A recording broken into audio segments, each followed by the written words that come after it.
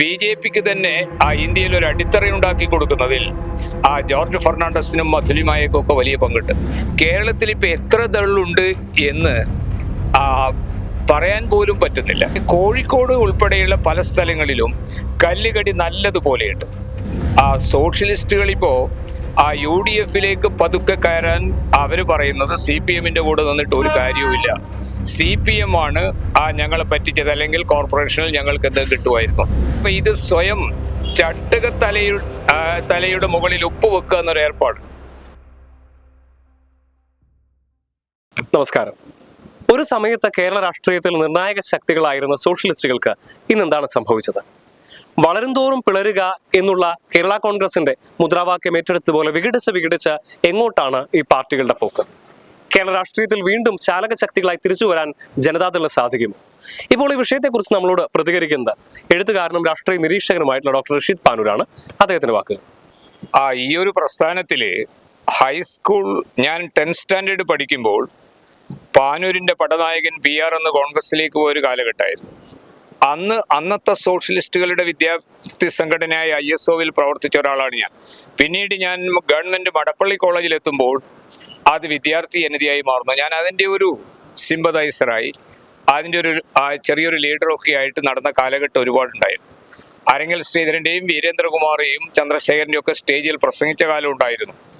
എൻ്റെ മൂത്ത ജ്യേഷ്ഠൻ ആലിശ്ശേരി അബ്ദുള്ള മാഷ് സോഷ്യലിസ്റ്റുകളുടെയും ദളിൻ്റെയും ഒക്കെ സ്റ്റേറ്റ് ലീഡേഴ്സിൽ ഒരാളായിരുന്നു.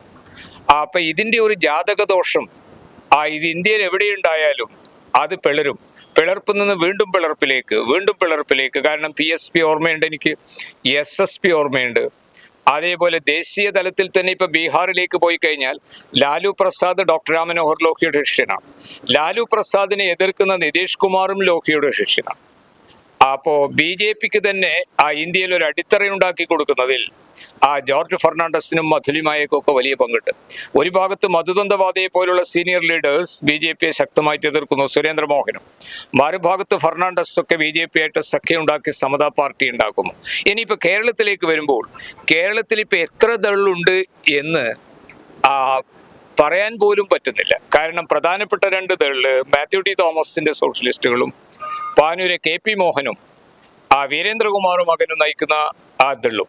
വീരേന്ദ്രകുമാറും മകനും UDF-ആയിട്ട് സഖ്യം ആകാം എന്നുള്ള തരത്തിൽ ചർച്ച നടന്നപ്പോൾ അവരുടെ ഡിമാൻഡ് UDF അംഗീകരിച്ചില്ല. കാരണം വടകര സീറ്റ് വിട്ടുകൊടുക്കണം, അതുപോലെ പെരിങ്ങളം അല്ലെങ്കിൽ ഇന്നത്തെ കൂത്തുപറമ്പ് വിട്ടുകൊടുക്കണം. അതൊരിക്കലും UDF-ന് ചെയ്യാൻ കഴിയില്ല.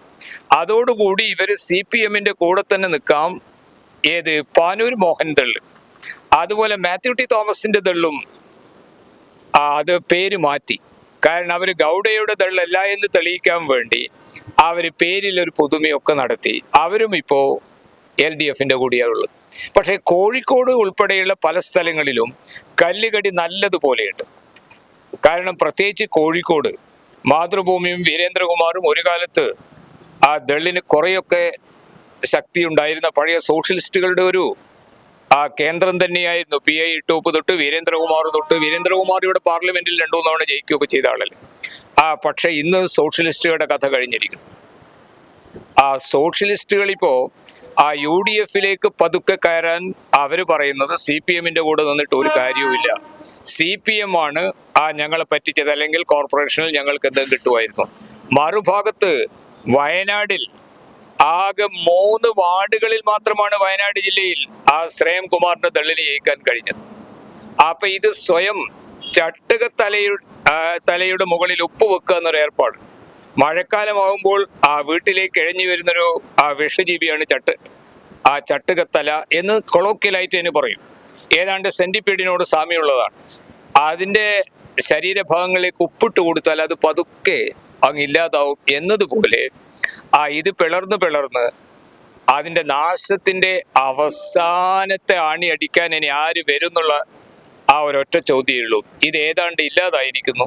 ഇന്ത്യയിൽ തന്നെ അതേപോലെ മറ്റു സംസ്ഥാനങ്ങളിലും ഇല്ലാതായിരിക്കുന്നു. കാരണം കർണാടകത്തിലെ മുഖ്യമന്ത്രി നേരത്തെ ലോക്യന്റെ ശിഷ്യനായിരുന്നു. BJP-ആയിട്ട് സഖ്യമുണ്ടപ്പോൾ അയാൾ വിട്ടു.